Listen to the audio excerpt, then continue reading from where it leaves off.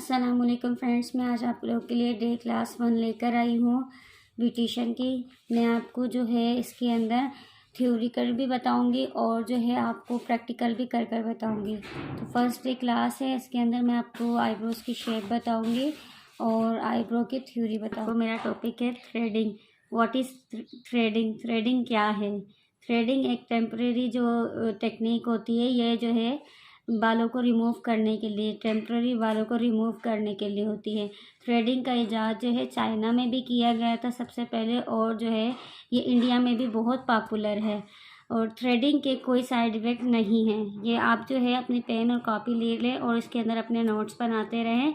और थ्रेडिंग की दो इकसाम होती है, टेम्प्ररी जो एक वक्ती तौर पे होती है, जैसे हमने थ्रेडिंग की और जो है हमारे फिर से बाल आ गए, तो ये होता है टेम्प्ररी प्रोसेस। और जो है परमानेंट होता है जो हमारे एक जो बिल्कुल बाल रिमूव हो जाए उसके बाद हमारे बाल नहीं आए।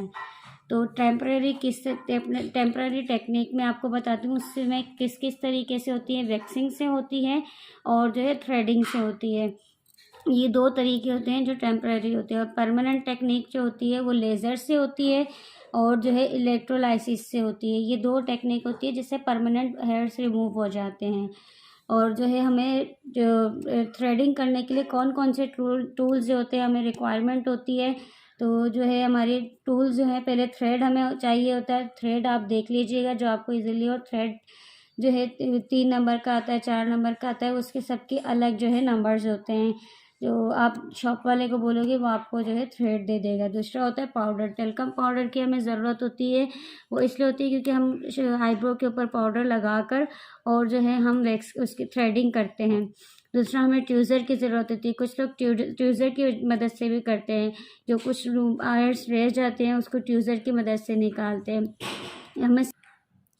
हमें सीज़र की ज़रूरत होती है। मॉइस्चराइजिंग लोशन की ज़रूरत होती है, या तो आप सूथिंग लोशन भी इसकी जगह ले सकते हैं मॉइस्चराइज करने के लिए, क्योंकि जो हम आईब्रो को हेयर्स जो स्किन से रिमूव होते हैं उसके बाद हमारी रेडनेस हो जाती है, छोटे छोटे दाने हो जाते हैं। तो आप सूथिंग लोशन लगाएंगे, उससे हमारा ये होगा कि वो वहीं की वहीं केमिकल्स वगैरह कुछ भी लगाते हैं, वैक्सिंग करते तो वहीं की वहीं रह जाएंगे। हमें ऑयलिंग की ज़रूरत होती है।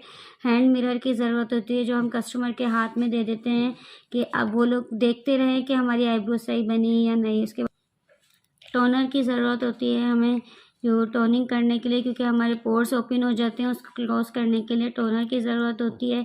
उसके बाद हमें कॉटन की ज़रूरत होती है और मास्क की ज़रूरत होती है, क्योंकि जो हम जो है टोनर लगा के उसके ऊपर मास्क लगा देंगे ताकि जो है हमारे ओपन पोर्स है वो क्लोज हो जाए। उसके बाद है वेयर इज़ थ्रेडिंग। थ्रेडिंग कहाँ कहाँ की जाती है?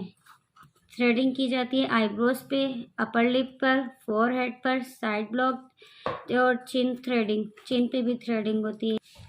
ये हमारे 5 जगह पे आप थ्रेडिंग कर सकते हैं। उसके बाद जो है आईब्रोज़ की थ्रेडिंग। आईब्रोज़ की थ्रेडिंग कैसे करेंगे? सबसे पहले हम क्लाइंट को पूछेंगे कि कौन सी शेप उन्हें चाहिए, क्योंकि आप क्लाइंट से पूछे बगैर अपने से बना देंगे तो जो है क्लाइंट सेटिस्फाई नहीं होगा आपसे। आप क्लाइंट से पूछेंगे तो आपका क्लाइंट्स भी सेटिस्फाई होगा। कुछ क्लाइंट्स ऐसे होते हैं कि जो आप पर छोड़ देते हैं कि हमारे फेस पे कौन सी सूट करे, आप वो बना दें। तो जो है आप ज़्यादा अच्छा ये रहेगा कि आप पूछ कर करें। अगर क्लाइंट के आईब्रोज पर पेंसिल लगी हो तो आप वो साफ़ कर लें, क्योंकि अगर पेंसिल लगी हुई थी तो आईब्रो की शेप ख़राब हो जाएगी। फिर आईब्रोज पर पाउडर लगाएं। पाउडर लगाएंगे तो बाल बहुत अच्छे तरीके से रिमूव होंगे। फिर क्लाइंट की आईब्रो को अच्छे से टाइट पकड़वाएं। एक अपर से भी मैं ही आपको प्रैक्टिकली भी सिखाऊंगी। एक हाथ ऊपर से, एक आईब्रो के नीचे से आप उसको अच्छी तरीके से पकड़ाएं। अगर आप लूज़ छोड़ दोगे तो वहाँ पर कटवर्क के निशान आ जाएंगे। फिर जो है क्लाइंट के जो है ब्लड भी निकल सकता है, तो वो जो है क्लाइंट आपका ख़राब हो जाएगा। शेप के हिसाब, आईब्रोज़ जो है शेप के हिसाब से करनी चाहिए।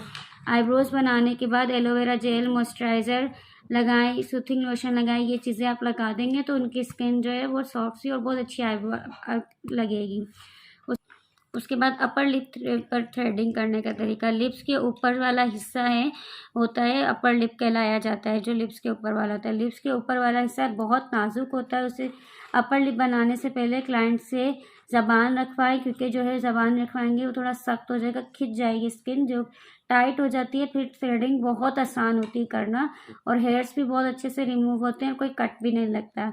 फिर फोरहेड पर रिमूव जो है हमारी थ्रेडिंग करने का तरीका। थ्रेडिंग करने से पहले टाइट करना स्किन को। कुछ फोरहेड जो होता है हमारा वैसे ही टाइट होता है, लेकिन कुछ लोगों की स्किन जो होती है वो लूज़ होती है, तो वो आप टाइट करवा लेंगे, थ्रेडिंग बहुत अच्छी होगी। और स्किन से अपोजिट जो है, अपोजिट डायरेक्शन में जो है हम स्किन से रिमूव करेंगे। थ्रेडिंग किस तरीके से देखें, जैसे हमारे बाल की डायरेक्शन देखें, इस तरीके से हमारी बाल की डायरेक्शन है, तो हम जो थ्रेड चलाएंगे, हम थ्रेड जो है हमारा इस तरीके से थ्रेड बना होता है, ये इस तरीके से, तो हम थ्रेड जो है यूं कर कर हम रिमूव करेंगे। अब अगर आप यूं करके रिमूव करेंगे, बाल भी नहीं रिमूव होंगे क्योंकि उसके अंदर ग्रिप नहीं आएगी, और यूं कर कर करेंगे तो आपके बाल भी रिमूव होंगे और बहुत अच्छी ग्रिप भी आएगी और स्किन के बाल भी निकल जाएंगे। Side block threading. Side block threading जो होती है, इसका मतलब जो है कान के नीचे वाले हिस्से की थ्रेडिंग करने से पहले स्किन को टाइट पकड़ लें, क्योंकि ये हिस्सा नाजुक होता है। इस कान के नीचे वाले हिस्से को हम साइड ब्लॉक थ्रेडिंग कहते हैं। 5वें नंबर पे चिन की थ्रेडिंग। चिन की थ्रेडिंग का मतलब है कि लिप्स के नीचे का हिस्सा थ्रेड करने से पहले क्लाइंट से ज़बान रखवाएं, फिर थ्रेड करें। उसके बाद जो है प्रोसीजर ऑफ थ्रेडिंग, उसकी पूरी थ्योरी का मतलब पूरा जो है थ्रेडिंग का जो मेन पॉइंट है वो मैंने आपके लिए लिखे हैं। थ्रेडिंग करने के तरीका, क्लाइंट की स्किन को देखना ओके क्लाइंट की स्किन पर कोई कट, स्वेलिंग और जो है जो प्रेगनेंसी ख़वातीन होती हैं उनके भी हम लोग नहीं कर सकते। जिन ज़्यादा एजिंग वाली और 18 साल से कम की गर्ल्स को थ्रेडिंग नहीं करनी चाहिए।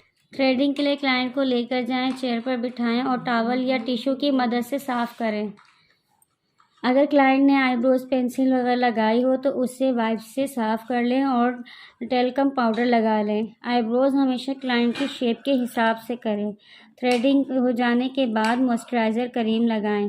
तो ये थे हमारे मेन पॉइंट का हिस्सा, जो हमारी थ्रेडिंग के मेन पॉइंट है। अब मैं आपको बताऊँगी थ्रेडिंग की शेप, जो आईब्रोज की शेप होती है वो बताऊंगी। तो जो है ये थोड़ी सी मिस्टेक हो गई, इसके ऊपर आईब्रोज शेप लिख लीजिएगा आप। एक होती है स्ट्रेट। स्ट्रेट जो हमारी इस तरीके की स्ट्रेट जो होती है वो हमारी जो है शेप होती है, उसे हम स्ट्रेट कहते हैं। जो इस तरह की आईब्रोज होगी, किसी की अपवर्ड होती है, वो थोड़ी सी इस तरह से आर्च में होती है, उसे अपवर्ड कहते हैं। सॉफ्ट आर्च, सॉफ्ट आर्च थोड़ी सी जैसे एक आर्च होती है उस पर थोड़ा सा कोना निकला होता है, ये देखें आई आर्च होती है इसकी। और जो है सॉफ्ट आर्च होती है बिल्कुल थोड़ी सी लाइटली राउंड होती है, उसे सॉफ्ट आर्च कहते हैं। मीडियम आर्च उसकी थोड़ा सा अपवर्ड होती है, उसे हम सॉफ्ट मीडियम आर्च कहते हैं। और जो है हाई आर्च, उसको बिल्कुल ही हाई आर्च में हमारा ये 60 का एंगल, ये हमारा एंगल होता है 60 का हमारे, और ये होता है 45 का 90। इस तरह से डिग्री में अगर आप चाहते हैं कि मैं आपको इस तरह से डिटेल में बना के लाऊं तो आप मुझे कमेंट्स बॉक्स में बताइएगा, तो मैं ज़्यादा से ज़्यादा कमेंट्स आएंगे फिर मैं आप लोगों के लिए लेकर आऊँगी। हाई आर्च होती है वो थोड़ी सी इस तरह से 760 के एंगल पे होती है, देखिए इस तरीके से उठी होती है। उसके बाद एस शेप की होती है, उसका इस तरीके से एस जैसे बना होता है। राउंड वाली वो इस तरह से गोल होती है, बिल्कुल ये राउंड होती है। किसी की इस तरह से राउंड होती है, किसी की राउंड आर्च में होती है। तो उसका जो है ये वाला हिस्सा ये थोड़ा सा अपवर्ड में होता है, उसे हम होती ऊपर से गोल है लेकिन अपवर्ड में होता है, उसे हम कहते हैं राउंड आर्च। तो कैसी लगी मेरी वीडियो आप लोग मुझे कमेंट्स बॉक्स में बताएं। मैं आप लोगों के लिए बहुत मेहनत करके ये वीडियो लेकर आई हूँ, तो आप लोग मुझे ज़रूर कमेंट्स करें और मुझे सपोर्ट करें। आप लोगों की सपोर्ट से मेरी जो है हिम्मत बनेगी, तो मैं आप लोगों के लिए बहुत अच्छी अच्छी सी वीडियोस में लेकर आऊँगी। मिलते हैं किसी अच्छी नेक्स्ट वीडियो में, तब तक के लिए अल्लाह हाफिज़, दुआओं में याद रखिएगा।